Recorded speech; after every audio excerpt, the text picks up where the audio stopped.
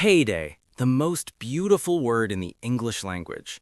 A word that brings a wave of relief, of possibility, of being able to afford name-brand cheese again. And that feeling lasts for exactly 72 hours. Because somehow, despite earning more than your parents ever did, despite having the job, the salary, the direct deposit, the whole adulting starter pack, by the 15th of the month, you're back to eating cereal for dinner and telling your friends you're doing a cleanse. You're not doing a cleanse, you're broke. Again. And the worst part, the truly maddening part, is that you have absolutely no idea where the money went. It's like a magic trick, but you're the one who disappears. It didn't go into an investment account. It didn't pad your savings. It just evaporated. It went to vibes, to little treats, to the cost of simply existing. Today, we're fixing that. We're going to install a new operating system for your finances, and the rules are so simple your 22-year-old self is going to be furious that nobody ever explained this before. Let's start with the stuff, all the stuff you own. Here's a secret nobody tells you when you walk out of a store receipt in hand. Everything you own has two price tags. The first one is obvious. It's the number on the receipt, the one you justified by saying it was on sale or I deserved it. That's the price of admission. But the second price tag, that one's invisible. It's sneaky. It shows up on a bill every single month forever until you finally get rid of the thing. It's the true cost of ownership. Let me give you a clear example. The treadmill. You bought it for $600 during a New Year's resolution fit of temporary insanity. You had visions of becoming a marathon runner in your own living room. Now it takes up about 20 square feet of your apartment. In most major American cities, the rent on that much space is roughly $80 a month. That's almost $1,000 a year in rent for a very, very expensive clothes hanger. The treadmill didn't cost you $600. The treadmill cost you $600 plus $1,000 a year in rent, plus the psychic damage of walking past it every single morning, feeling a little stab of guilt. That guilt, by the way, is a free gift from your past self. You're welcome. Or let's talk about a bigger purchase, the boat, the classic American dream. You imagine yourself on the water every weekend, fishing, watching sunsets, pure freedom. The industry rule of thumb says the annual maintenance, storage, and insurance on a boat runs about 10% of its purchase price. So your $30,000 boat costs $3,000 a year to own, and that's if it never even touches the water. That's $250 a month every month to own a large fiberglass planter that's just sitting in your driveway collecting opinions from local birds. And then there's the one that really hurts, the one that's hardest to see. Opportunity cost. Let's say you built that $15,000 home gym setup in your garage. If you had put that same $15,000 into a simple S&P 500 index fund over 15 years with average market returns, that could be worth $50,000. You didn't just buy a home gym, you bought a home gym instead of retiring a little bit earlier. You traded a piece of your future freedom for a squat rack. Every single purchase you make is a trade. The only question is whether you are aware of the trade you're making. Okay, so understanding the problem is one thing. How do you actually fix it? It comes down to two tools. Both are stupidly simple, and that's why they work. Tool number one, cost per use. Before you buy anything non-essential, ask yourself a brutally honest question. How many times will I realistically use this? Not the optimistic new year, new me version of you. The real you.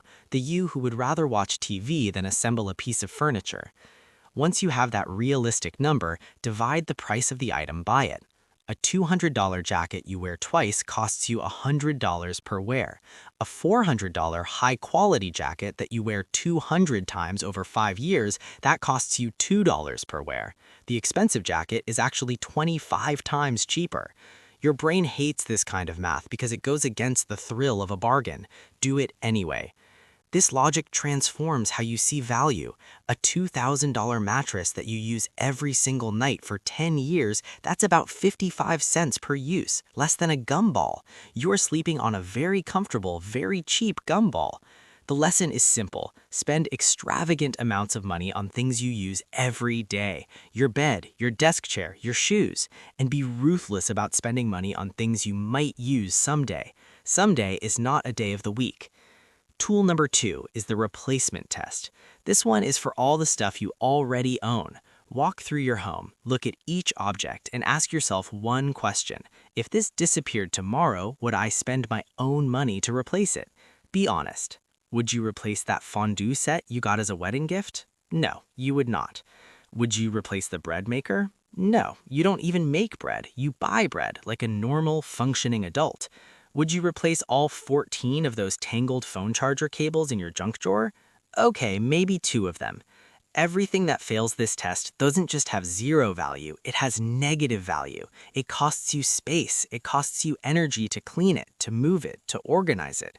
It costs you mental bandwidth. And in a country where the average home has tripled in size since the 1950s, and we still rent millions of storage units, we are literally paying money to store things we don't even want. That's not a lifestyle, it's a hostage situation, and you're paying the ransom. Now, let's talk about the upgrade trap, because this one is a masterclass in psychological warfare specifically designed to keep you broke. Your phone works perfectly fine. It makes calls, it sends memes, it allows you to doom scroll at 2 in the morning. It is performing its function. But then, a tech company releases the new model, the iPhone 47 Pro Max Ultra Titanium. It has a slightly better camera, and it comes in a revolutionary new color called Midnight Beige. And suddenly, your perfectly functional 1-year-old phone feels like an ancient relic, a potato. The average American replaces their phone every 2 to 3 years. Over a 30-year adult life, that can add up to $30, $40, even $50,000 on phones. Phones that worked fine. Phones that were replaced because of Midnight Beige. Minimalists have a simple rule for this. Never replace something that functions properly. Boredom is not a malfunction. Your neighbor getting a shinier car is not a malfunction in your car. Actual breakdown is a malfunction. Everything else is just marketing whispering in your ear. And this upgrade trap doesn't stop with phones. It's the silent killer of financial progress. It's apartments, it's neighborhoods, it's entire wardrobes. Every time your income goes up, there's this invisible social pressure to upgrade your entire life to match it.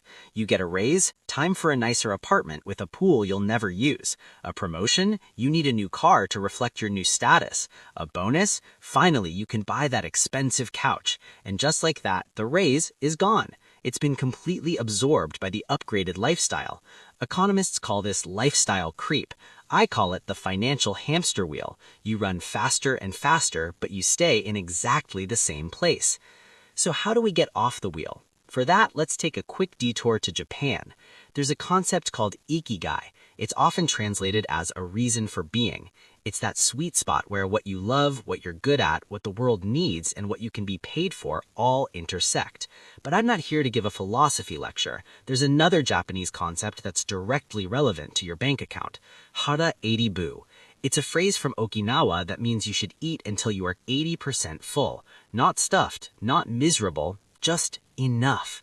When many Americans hear this, they think it sounds like quitting, but apply this to your finances. What if you defined enough before you started chasing more? What kind of home is actually enough for you to be happy? What car is enough? What wardrobe is enough? Don't just think about it, write it down. Put actual numbers to it. Because here's what happens to people who never define enough. They earn $50,000 and think if I just made 80, I'd be set. They get to 80,000 and think no, 120 is the real number for security. They get to 120 and start fantasizing about 200. The goalpost moves forever, automatically, without your permission. But the person who decided I need $45,000 a year to live a great life and then starts earning $90,000, that extra $45,000 doesn't just get absorbed into a bigger apartment and a fancier car. It doesn't disappear into vibes. It goes directly to one thing: freedom. And it turns out freedom is the only upgrade that actually feels like an upgrade. This brings us to the most important rule of all. It's how you should measure your wealth from now on. Not by what you have, but by what you can choose. Economists call this optionality. I call it the ability to not be trapped. Can you quit a job that is destroying your mental health? Can you take 3 months off without pay if a family member gets sick and needs you to help? Can you say no to a nightmare client even if they pay well? Can you move to a new city for an adventure or for love or just because you feel like it? The person who earns $200,000 a year but spending $195,000 has zero options. They are in a fancy prison with golden handcuffs. The person earning $60,000 a year but only spending $35,000 has extraordinary options. They can absorb a crisis. They can take a calculated risk. They can actually live. Every purchase you make is a trade. You're not just trading your money for a thing, you're trading a piece of your future freedom for that thing. Is that new $4,000 leather sectional worth a piece of your freedom? Probably not.